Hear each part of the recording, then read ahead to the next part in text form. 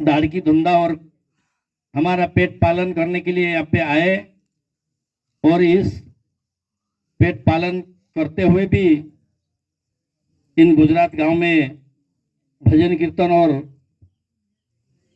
सबको धर्म में जुड़ना बहुत बड़ी बात है, क्योंकि हर मानुष ऐसे नहीं कर सकते हैं।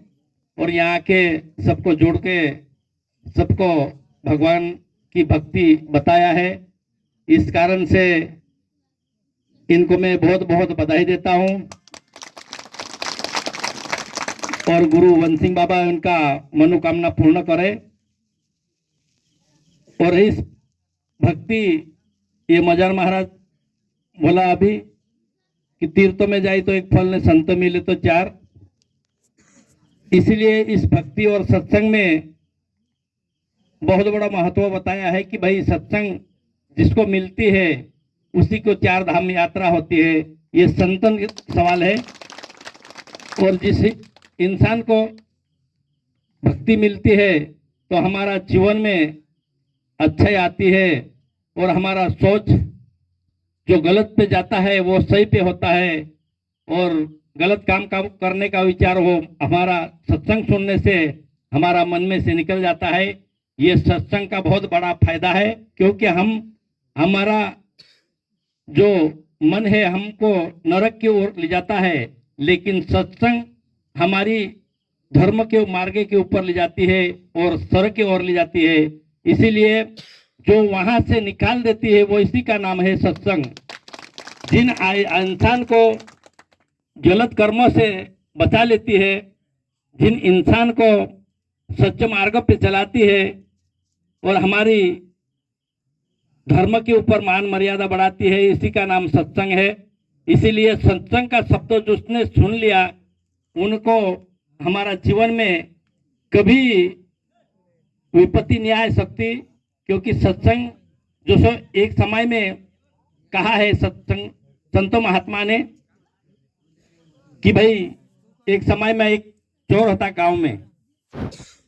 ऐसा तो कोई मुक्ता भी रह सकते हैं, लेकिन उन्होंने अपने बेटे को शिक्षा दी कि भाई अपन है चोरी करने वाले, लेकिन हम कभी भी सत्संग नहीं सुनना चाहिए और ना साधु संतों के साथ बैठना चाहिए।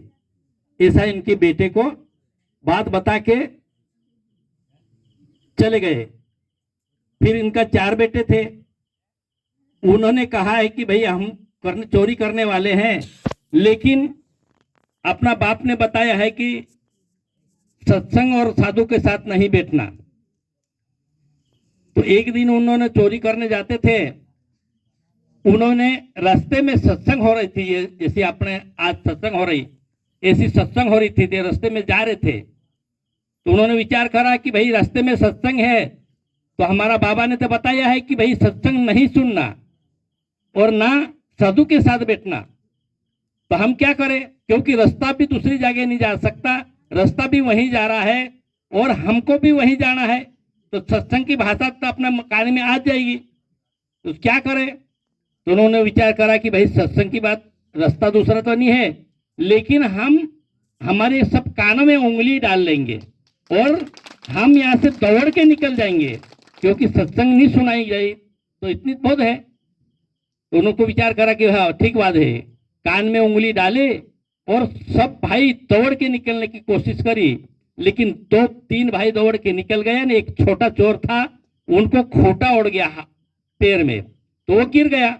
गिरने के बाद कान से उंगली निकल गई, और कान से उंगली निकलने के बाद उन्होंने सुन लिया, संतों ने बोल रहा था कि जो भगवान रहता है उनकी छाया नहीं पड़ती है, भगवान रहता है इसका पक्का चिन्ह नहीं पड़ता है।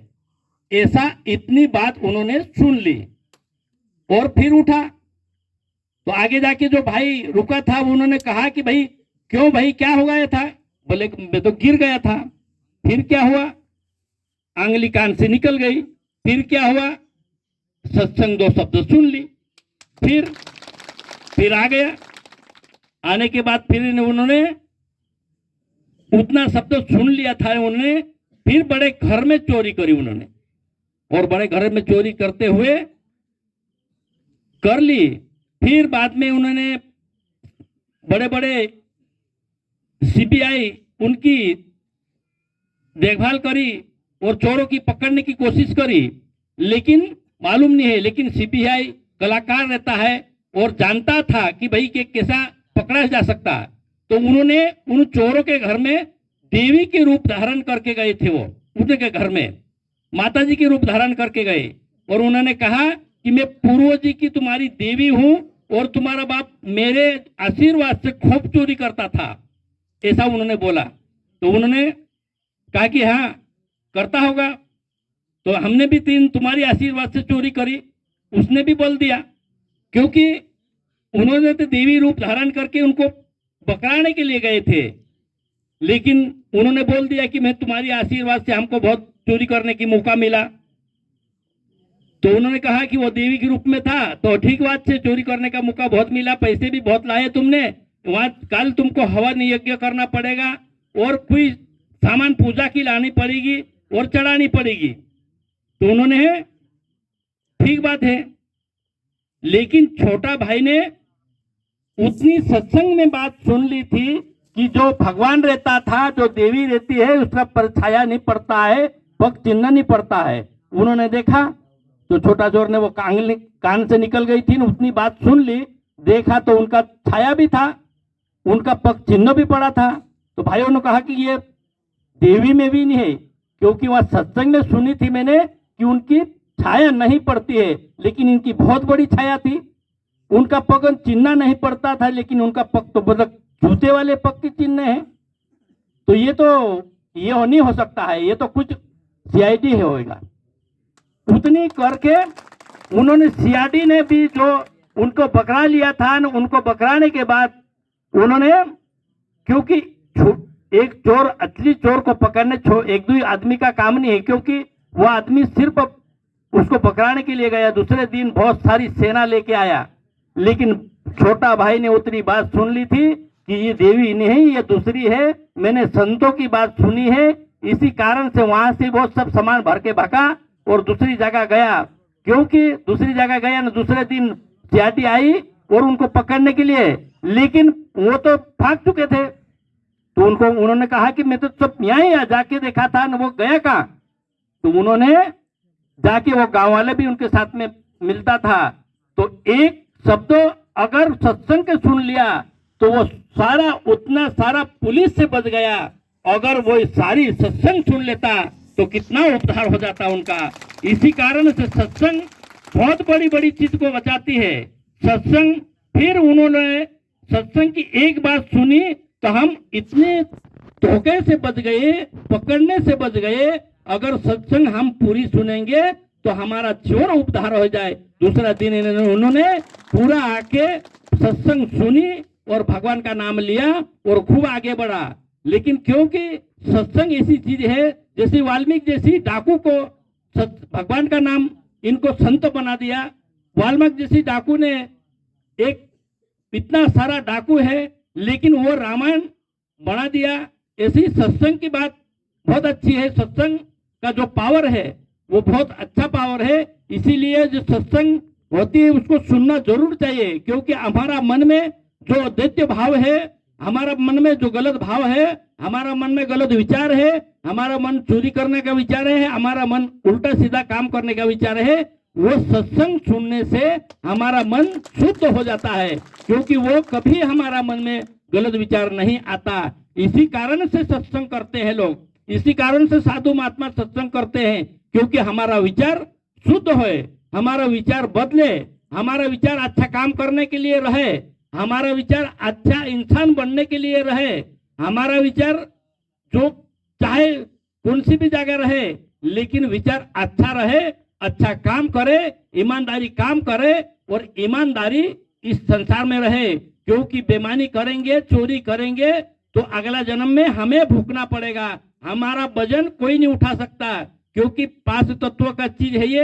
ये हमारा सिर का वजन, चाहे चोरी करा है, चाहे छिनाला करा है, चाहे लुच्चाई करी है, ये चाहे गलत काम करके किसी को अपमान करा है, लेकिन हमारा वजन ना तो आसमान ले सकती है, ना तो वायु ले सकती है, ना तेज ले सकती है, ना जल ले सकता है, ना तो कुछ ने ले सकता। हमारा सिर का वजन हमें ही उतारना पड़ेगा। इसीलिए ज्यादा वजन मत करो और सत्संग को सुनो और अच्छा काम करो।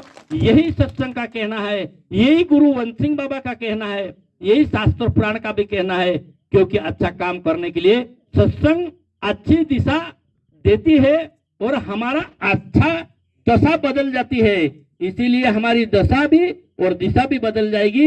इसी कारण का नाम है सत्संग, इसी का नाम है गुरु, इसी का नाम है वंश सिंह बाबा।